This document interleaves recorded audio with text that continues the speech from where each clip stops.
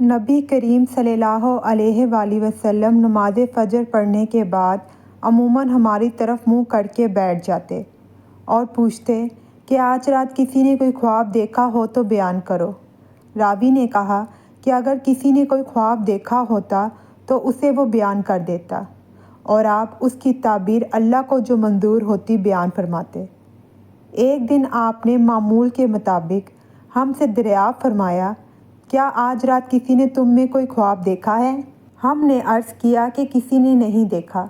آپ نے فرمایا، لیکن میں نے آج رات ایک خواب دیکھا ہے کہ دو آدمی میرے پاس آئے۔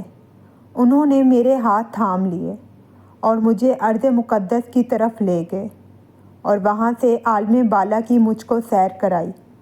وہاں کیا دیکھتا ہوں کہ ایک شخص تو بیٹھا ہوا ہے اور ایک شخص کھڑا ہے اور اس کے ہاتھ میں۔ امام بخاری نے کہا کہ ہمارے بعض اصحاب نے غالباً عباس بن فضیل اسقاطی نے موسیٰ بن اسماعیل سے یوں روایت کیا ہے، لوہے کا عنقص تھا جسے وہ بیٹھنے والے کے جبڑے میں ڈال کر اس کے سر کے پیچھے تک چیر دیتا، پھر دوسرے جبڑے کے ساتھ بھی اسی طرح کرتا تھا۔ اس دوران میں اس کا پہلا جبڑا صحیح اور اپنی اصلی حالت پر آ جاتا اور پھر پہلے کی طرح وہ اسے دوبارہ چیرتا۔ میں نے پوچھا کہ یہ کیا ہو رہا ہے؟ میرے ساتھ کے دونوں آدمیوں نے کہا کہ آگے چلو۔ چنانچہ ہم آگے بڑھے تو ایک ایسے شخص کے پاس آئے جو سر کے بل لیٹا ہوا تھا اور دوسرا شخص ایک بڑا سا پتھر لیے اس کے سر پر کھڑا تھا۔ اس پتھر سے وہ لیٹے ہوئے شخص کے سر کو کچل دیتا تھا۔ جب وہ اس کے سر پر پتھر مارتا تو سر پر لگ کر وہ پتھر دور چلا جاتا اور وہ اسے جا کر اٹھا لاتا۔ ابھی پتھر لے کر واپس بھی نہیں آتا تھا کہ سر دوبارہ درست ہو جاتا، بالکل ویسے ہی جیسا پہلے تھا۔ واپس آ کر وہ پھر اسے مارتا۔ میں نے پوچھا کہ یہ کون لوگ ہیں؟ ان دونوں نے جواب دیا کہ ابھی اور آگے چلو۔ چنانچہ ہم آگے بڑھے تو ایک تنور جیسے گڑھے کی طرف چلے جس کے اوپر کا حصہ تو تنگ تھا لیکن نیچے سے خوب فراخ۔ نیچے آگ بھڑک رہی تھی۔ جب آگ کے شعلے بھڑک کر اوپر کو اٹھتے تو اس میں جلنے والے لوگ بھی اوپر اٹھاتے اور ایسا معلوم ہوتا کہ اب وہ باہر نکل جائیں گے، لیکن جب شعلے دب جاتے تو وہ لوگ بھی نیچے چلے جاتے۔ اس تنور میں ننگے مرد اور عورتیں تھیں۔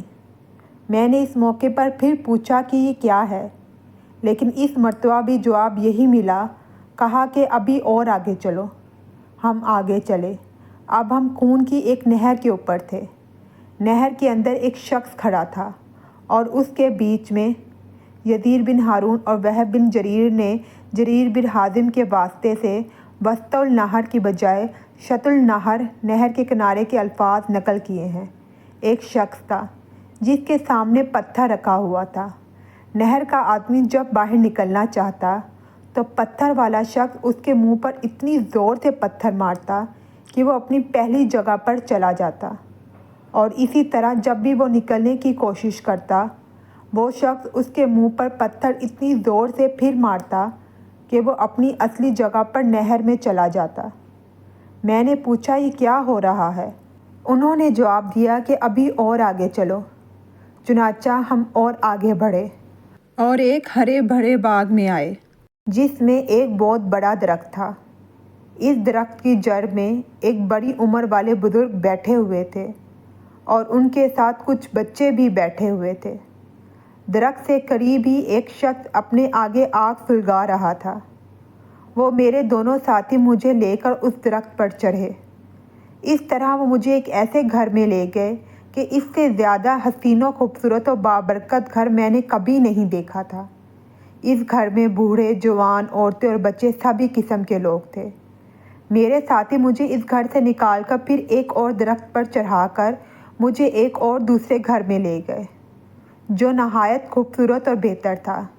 اس میں بھی بہت سے بوڑھے اور جوان تھے۔ میں نے اپنے ساتھیوں سے کہا، تم لوگوں نے مجھے رات بھر خوب سیر کرائی، کیا جو کچھ میں نے دیکھا اس کی تفصیل بھی کچھ بتاؤ گے؟ انہوں نے کہا، ہاں، وہ جو تم نے دیکھا تھا، اس آدمی کا جبڑا لوہے کے آنکت سے پھاڑا جا رہا تھا تو وہ جھوٹا آدمی تھا جو جھوٹی باتیں بیان کیا کرتا تھا۔ اس سے وہ جھوٹی باتیں دوسرے لوگ سنتے، اس طرح ایک جھوٹی بات دور دور تک پھیل جایا کرتی تھی۔ اسے قیامت تک یہی عذاب ہوتا رہے گا۔ جس شخص کو تم نے دیکھا کہ اس کا سر کچلا جا رہا تھا تو وہ ایک ایسا انسان تھا جسے اللہ تعالیٰ نے قرآن کا علم دیا تھا، لیکن وہ رات کو پڑا سوتا رہتا اور دن میں اس پر عمل نہیں کرتا تھا۔ اسے بھی یہ عذاب قیامت تک ہوتا رہے گا۔ اور جنہیں تم نے تنور میں دیکھا تو وہ زناکار تھے، اور جس کو تم نے نہر میں دیکھا وہ سود خور تھا، اور وہ بزرگ جو درخت کی جڑ میں بیٹھے ہوئے تھے وہ ابراہیم علیہ السلام تھے، اور ان کے ارد گرد والے بچے لوگوں کی نابالغ اولاد تھی۔ اور جو شخص آگ جلا رہا تھا وہ دوزخ کا داروغہ تھا، اور وہ گھر جس میں تم پہلے داخل ہوئے جنت میں عام مومنوں کا گھر تھا، اور یہ گھر جس میں تم اب کھڑے ہو یہ شہداء کا گھر ہے۔ اور میں جبرائیل ہوں، اور یہ میرے ساتھ میکائیل ہیں۔ اچھا، اب اپنا سر اٹھاؤ۔ میں نے جو سر اٹھایا تو کیا دیکھتا ہوں کہ میرے اوپر بادل کی طرح کوئی چیز ہے۔ میرے ساتھیوں نے کہا کہ یہ تمہارا مکان ہے۔ اس پر میں نے کہا کہ پھر مجھے اپنے مکان میں جانے دو۔ انہوں نے کہا کہ ابھی تمہاری عمر باقی ہے جو تم نے پوری نہیں کی۔ اگر آپ وہ پوری کر لیتے تو اپنے مکان میں آ جاتے۔ ویڈیو اچھی لگی ہو تو please like, share and subscribe to my channel. شکریہ۔